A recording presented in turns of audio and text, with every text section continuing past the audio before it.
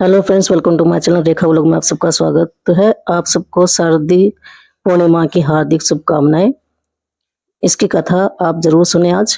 एक समय की बात है, एक नगर में एक साहूकार निवास करता था। उसके दो पुत्रियां थी जो पूर्णिमा का उपवास करती थी, किंतु साहूकार की छोटी पुत्री इस उपवास को अधूरा छोड़ देती थी, जबकि बड़ी पुत्री हमेशा श्रद्धा और समर्पण के साथ इस व्रत का पालन करती थी। जब दोनों का विवाह हुआ तो बड़ी पुत्री ने विवाह के बाद भी अपने आस्था के साथ उपवास हमेशा किया और इस व्रत के फलस्वरूप उसे एक सुंदर और स्वस्थ संतान की प्राप्ति हुई। और वहीं छोटी पुत्री को संतान प्राप्ति में कठिनाइयों का सामना करना पड़ा, जिससे वह बहुत ही चिंतित रहने लगी। इस समस्या का समाधान करने के लिए साहूकार ने छोटी बेटी और उसके पति को ब्राह्मणों को बुलाकर पूछा, कुंडली दिखाई, जानना चाहा कि संतान प्राप्ति की समस्या का कारण क्या है।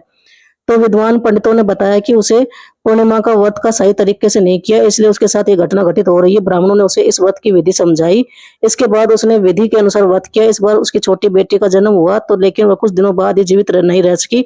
उसने अपनी मत संतान को पीढ़े पे लेटाकर कपड़ा ढक दिया और अपनी बहन को बुलाया, उसे उसी पीढ़े पे बैठने के लिए कहा जिस पर छोटी बहन की मत संतान थी। जैसे वो बड़ी बहन पीढ़े पे बैठने लगी तो बच्चे की रोने की आवाज सुनाई दी।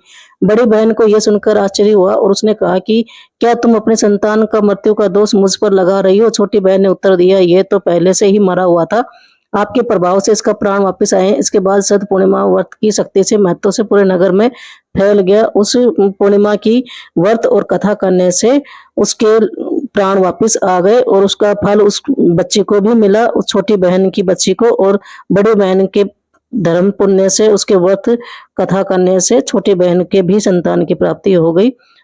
तो इस तरह से ये पूर्णिमा की कथा व्रत जरूर सुनना चाहिए अपने घर में संतान की लंबी आयु के लिए और अपने सुख वैभव की प्राप्ति करने के लिए। विष्णु भगवान की पूजा करें सुबह उठकर और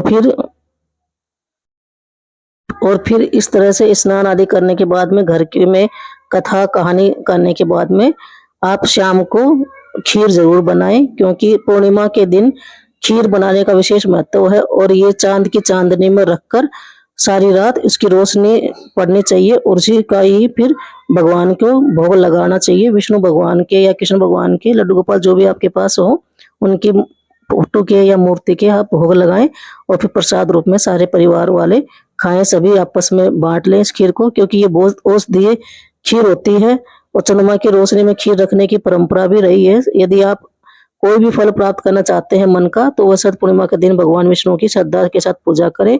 इसके साथ ही पूजा के दौरान इस भोग लगाएं इस खीर का और सभी परिवार सहित इसको मिलकर खाएं प्रसाद रूप में। तो आप पूर्णिमा के दिन खीर अवश्य बनाएं, चांद की रोशनी में उसको छत पर रख दें रात को ही बनाकर, और 12 बजे बाद उसको प्रसाद के रूप में ले सकते हैं या फिर सुबह ले सकते हैं, जैसे आपको ठीक लगे।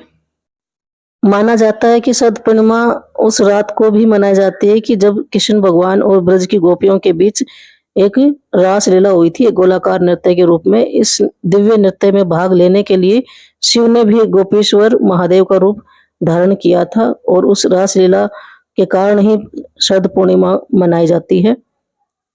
और हमारे हिंदू मान्यता के अनुसार शरद पूर्णिमा के दिन चंद्रमा की अमृत किरणों का शरीर पर पड़ना बेहद ही शुभ माना जाता है। एक और तो चंद्रमा की शुभ किरणों से हमारे मन को शांत करते हैं और आनंद देते हैं, वहीं दूसरी ओर चंद्र देवता, माता लक्ष्मी और भगवान विष्णु की पूजा करने से सुख समृद्धि का आशीर्वाद भी मिलता है। तो इस प्रकार आप शरद पूर्णिमा के दिन खीर का भोग जरूर लगाएं और चांद की रोशनी में जाकर एक सुई में धागा जरूर पिरोएं, इससे आंखों की रोशनी में ठीक होती है। बोलो विष्णु भगवान लक्ष्मी माता।